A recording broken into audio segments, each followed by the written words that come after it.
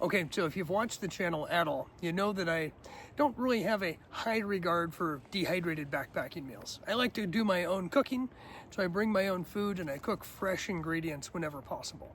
And a lot of you have told me there are some good options out there. And yes, I fully admit I have based my opinion solely off of Mountain House meals and meals that I had over a decade ago. And I'm sure things have improved. So today, I've got 3 different options that I picked up based off of recommendations from you folks. So I blame you guys for this. I've got a Heather's Choice. This is a grass-fed beef shepherd's pie. Nomad Nutrition Breakfast. This is a Cali breakfast bowl. And then Trailtopia Adventure Food. This is the chili mac with beef. And no, I'm not going to eat all 3 meals. I might be a glutton for punishment, but I don't have this much room in me. But the reason I picked these 3 up is these were, out of all the different recommendations I've had, these were the 3 that kept reoccurring. Not necessarily the actual meal itself, but the brands. So I wanted to pick them up and do just kind of a basic comparison with nutrition versus price. So when you look at it, price alone, the Trailtopia is by far the best price, right? This is $7.50, and it's an 87-gram meal. I don't know if you can see that. And I made some notes here. So it's $7.50. If you divide that by the grams, you're paying 8 cents per gram. I know it seems silly, but then I also look at the calories per gram, right? Because calories are what it's all about. It's not necessarily the price, but it's what are you going to intake and ingest into your system? Is it going to give you the sustainability that you need when you're out there on a big hike? So this Trailtopia, it balances out when you look at the price and the number of calories. There are 340 calories in this 87-gram serving, which comes down to 3.9 calories per gram. That's not bad. That's actually a pretty caloric-packed meal, especially for how lightweight it is. Then we're going to double in price here. I mean, absolutely double. This is a $14 meal.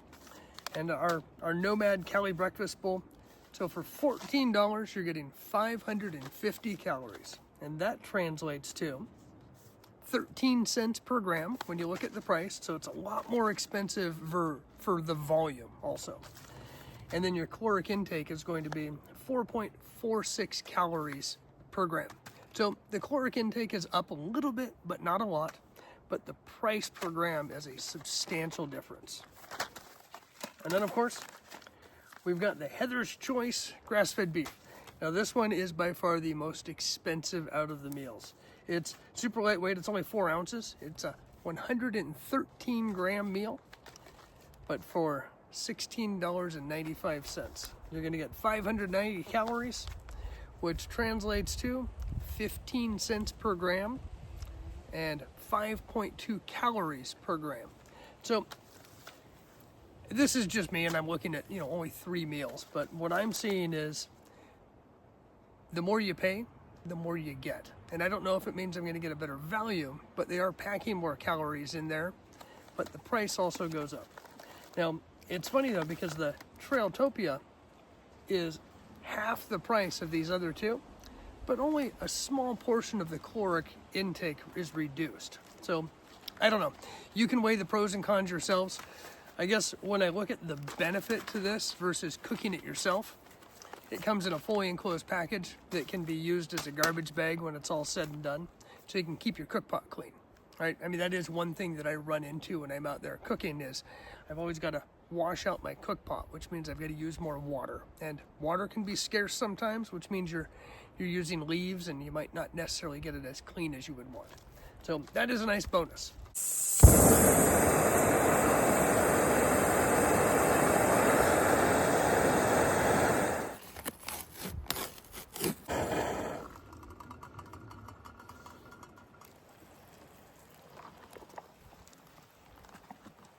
All right, so it's in the bag. We're gonna let it sit for 15 minutes. And while we're doing that, I'm gonna warm up some more water, and I'm also gonna try the chili mac with beef. And before you tell me that I'm eating too much, I know. So this combined is what, 340 calories and 550 calories. So I'm gonna have 890 calories. In my defense, I actually just finished a little over an 8-mile hike.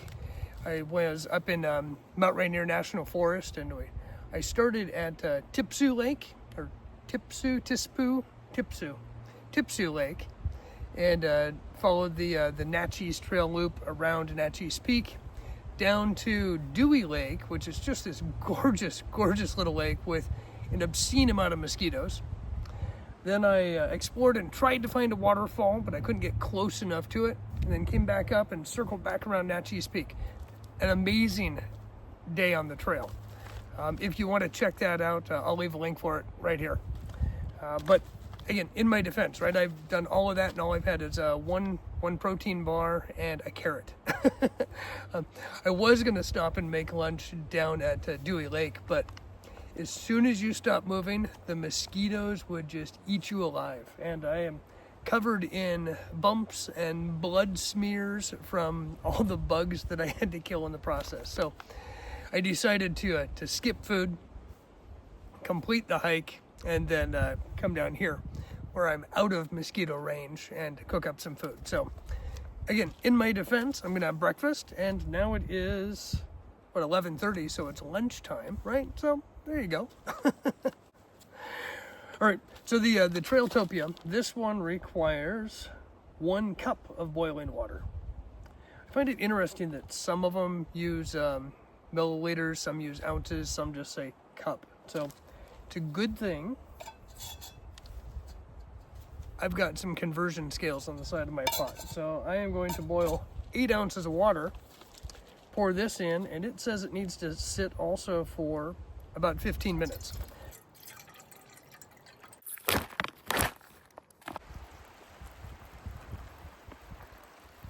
One thing I'm noticing here, looking at the different caloric breakdowns on them, is some of them have a little bit of sodium and some have an obscene amount of sodium.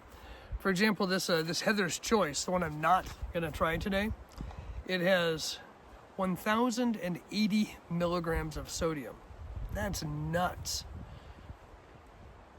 So it makes me wonder, are they using the sodium not only as a preservative, which we know, and a flavor additive, but are they also adding additional sodium to try and help replenish what you lose in your sweat? So again, that is a ton of sodium. Whereas in the contrast, the Cali bowl here has only 330 milligrams of sodium. Then Trailtopia, which I thought was high, is 436 milligrams. So I absolutely get it, right? You need the salt or the sodium as a preservative for these meals, and you do need to add it back into your system. But I guess I would caution that if you're going to be eating the dehydrated meals, just be real careful if you have any issues with sodium. I guess on the flip side, one really nice thing is you don't need to worry about putting any electrolytes in your water, because you're going to get plenty of replenished sodium if you're eating these meals. Okay, it's actually been 19 minutes. I got a little distracted. I was just staring off into the woods, listening to the birds, and lost track of time. But all right, first up is our Cali breakfast bowl. This has quinoa, yam, onion, split peas, bell pepper, Kalamata olive, kale, chickpeas, tofu, potato flake, potatoes, mono and diglycerides, I have no idea what that is, sodium acid, citric acid, sun-dried tomatoes, garlic, tomato paste, tomatoes, spices, natural flavors, citric acid, olive oil, natural flavors, turmeric, black pepper, basil, cayenne, and salt. And then a little disclaimer that it does contain soy. So it sounds like there is a little bit of everything in here. This is like one of my leftover meals that I make. So after 19 or 20 minutes,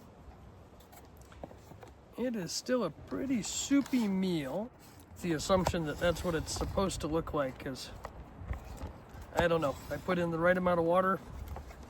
Normally when it's a quinoa bowl, it should absorb all the water, but I don't know, after 20 minutes, we'll see if it's hydrated or not.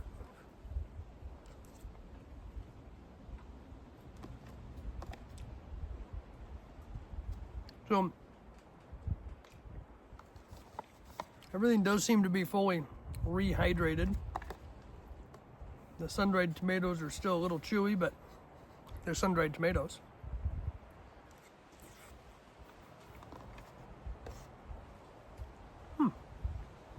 And I gotta be honest, that tastes good.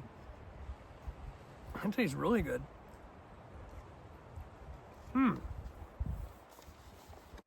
I may have bitten off more than I can chew, literally. that Cali bowl was so filling. But I've got a whole meal here, and I don't want it to go to waste. So let's call it for science. So this is the chili mac with beef. We're looking at elbow macaroni from semolina wheat, durum flour, niacin, iron, thiamine, riboflavin, and folic acid. I think that's what they're making the elbow macaroni out of.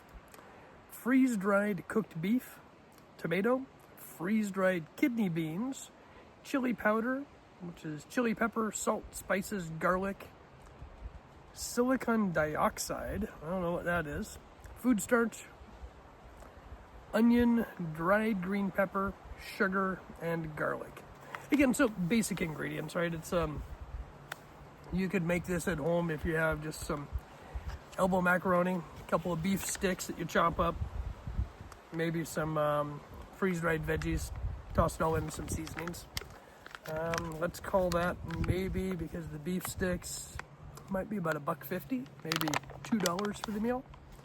The beef's going to be the expensive part. The kidney beans and everything else, those are pretty cheap. Ooh, but it does look good. Pretty soupy, and it's been probably close to 20 minutes. I did not eat that last meal quickly.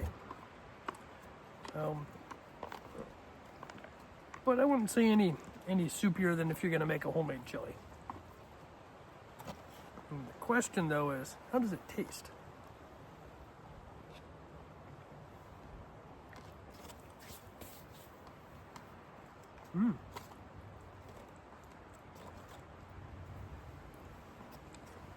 So, even after 20 minutes, still got some pretty good crunch to it in there. I'm not sure what that is.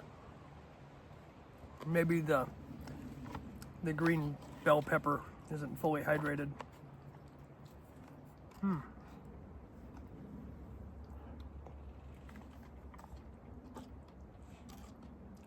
Flavor-wise, not bad. It's nothing to really write home about, but it is a mac chili with beef. I think between the two, as crazy as it sounds, that quinoa Cali bowl had the most flavor. And again, it might be a case of you get what you pay for. $14 versus $7.50.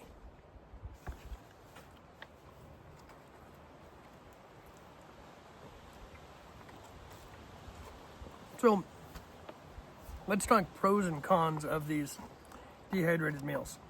I think the biggest pro that I see is just ease of use, right? It's you don't have to worry about preparing your ingredients. You don't have to worry about prepping things or doing dishes afterwards other than your spoon. Spoon's pretty easy to wash. So I think when you talk about just ease of use and not having to put a lot of thought, effort, or detail into it, that's the biggest pro when it comes to these dehydrated meals or freeze-dried meals. Well, let's talk cons. Cons, obviously your flavor palette is going to be a little bit different, so you're going to have to pick and choose which meals you want.